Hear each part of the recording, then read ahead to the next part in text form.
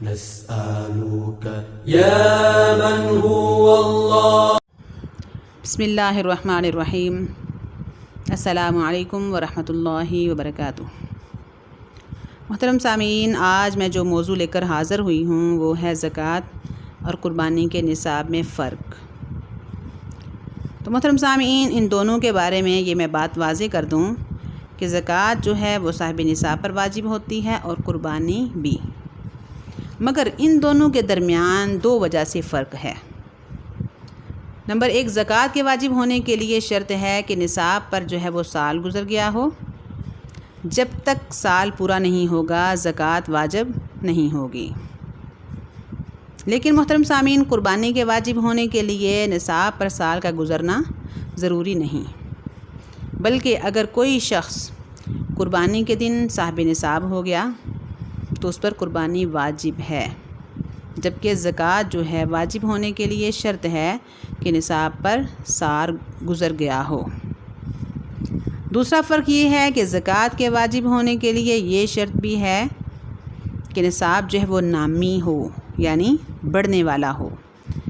شریعت کی اصطلاح میں سونا، چاندی، نقد رقم، کرنسی، مال تجارت اور چرنے والے جانور جو ہیں وہ مال نامی یعنی بڑھنے والا مال کہلاتے ہیں.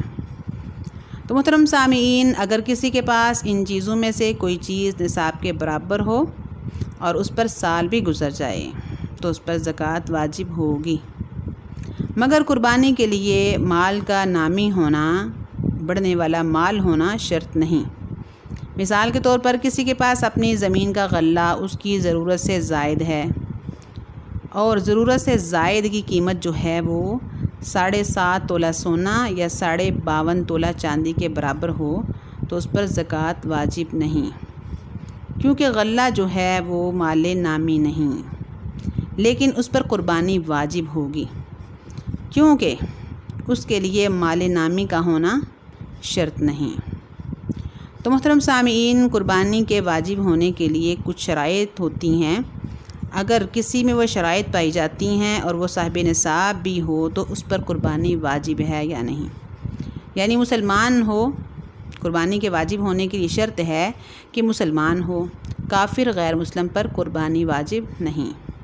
آزاد ہو، غلام یا باندی پر قربانی واجب نہیں. مقیم ہو، شرعی مسافر پر قربانی واجب نہیں. غنی ہو، غریب یا فقیر پر قربانی واجب نہیں. محترم سامعین، عاقل ہو، عقل مند ہو، مجنون پر قربانی واجب نہیں. بالغ ہو، نابالغ پر قربانی واجب نہیں. تو محترم سامعین، قربانی کی جو ہیں وہ دو قسمیں ہیں. ایک واجب قربانی ہے اور ایک جو ہے نفلی قربانی ہے. واجب قربانی کی بھی کئی قسمیں ہیں.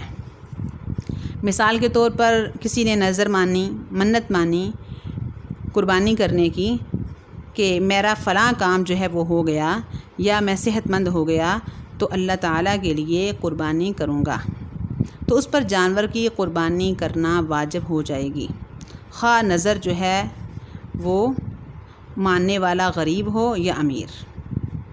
اور منت کی قربانی کا سارا گوشت جو ہے وہ صدقہ کرنا ضروری ہے اور واجب ہے. تو محترم سامعین، اگر کسی آدمی نے حالت غربت میں یہ منت مانی کہ قربانی کروں گا تو اس پر قربانی واجب ہو جائے گی. پھر اگر انہی دنوں میں، قربانی کے دنوں میں وہ صاحب نصاب ہو گیا تو اس پر دوسری قربانی بھی واجب ہو جائے گی. اب اس کو 2 جانور قربان کرنا ہوں گے، ایک منت کا اور ایک جو ہے وہ شرعاً واجب ہونے کا. البتہ منت والے جانور کا جو گوشت ہے وہ سارے کا سارا صدقہ کرنا ضروری ہوگا، اور دوسرے جانور کا گوشت جو ہے وہ کھا بھی سکتا ہے اور دوست احباب میں تقسیم بھی کر سکتا ہے. تو محترم سامعین، صاحب نصاب پر مالدار ہونے کی وجہ سے جو قربانی آتی ہے وہ بھی واجب ہوتی ہے. عام طور پر اہل اسلام عید کے موقع پر اس قسم کی قربانی جو ہے کیا کرتے ہیں، اور اس کا گوشت جو ہے امیر، غریب، غیر مسلم، مسلم سب کو دیا جاتا ہے. لیکن نظر کی قربانی کا گوشت غیر مسلم اور امیر کو نہیں دیا جاتا. محترم سامعین، اگر غریب نے جانور قربانی کے ارادے سے خرید لیا ہو تو ایسے غریب پر اسی جانور کی قربانی کرنا واجب ہے، اگرچہ اس جانور میں کوئی نقص یا عیب پیدا ہو جائے۔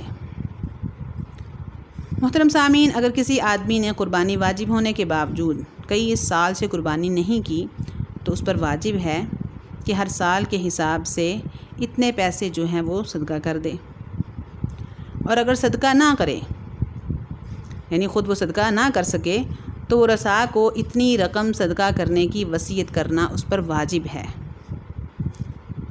محترم سامعین، اگر مرنے والا جو ہے اپنے ورثاء کو اپنے مال سے قربانی کی وصیت کر جائے تو اس کی وصیت کا تہائی مال سے پورا کرنا واجب ہے، اور بقیہ مال سے پورا کرنا مستحب ہے، اور ایسی قربانی کا گوشت غرباء مساکین پر صدقہ کرنا واجب ہے۔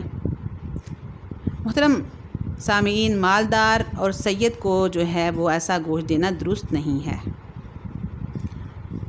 نفلی قربانی جو ہے، میں نے کہا تھا 2 قسمیں جو ہے وہ قربانی کی 2 قسمیں ہیں، تو نفلی قربانی کی جو قسم ہے وہ میں آپ کے سامنے واضح کر دوں۔ یعنی نفلی قربانی کچھ اس طرح سے، مثلا حضور صلی اللہ علیہ وسلم کی طرف سے قربانی کرنا۔ نفلی قربانی جو ہے وہ حضور صلی اللہ علیہ وسلم کی طرف سے قربانی کرنا، یا والدین یا کسی بزرگ یا استاد کی طرف سے یا مشائخ کی طرف سے قربانی کرنا جو ہے یہ نفلی قربانی کہلاتی ہے۔ بہرحال اپنی قربانی میں اپنے محسنین کو خاص طور پر سردار انبیاء حضرت محمد مصطفیٰ صلی اللہ علیہ وسلم کو یاد رکھنا خیر و برکت کا ذریعہ ہے۔ اللہ تعالی ہم سب کو عمل کرنے کی توفیق عطا فرمائے، اور ہمیں واجب کے ساتھ نفلی قربانی کی بھی توفیق عطا فرمائے۔ مجھے بھی اپنے دعاؤں میں یاد رکھیے گا۔ السلام علیکم ورحمۃ اللہ وبرکاتہ۔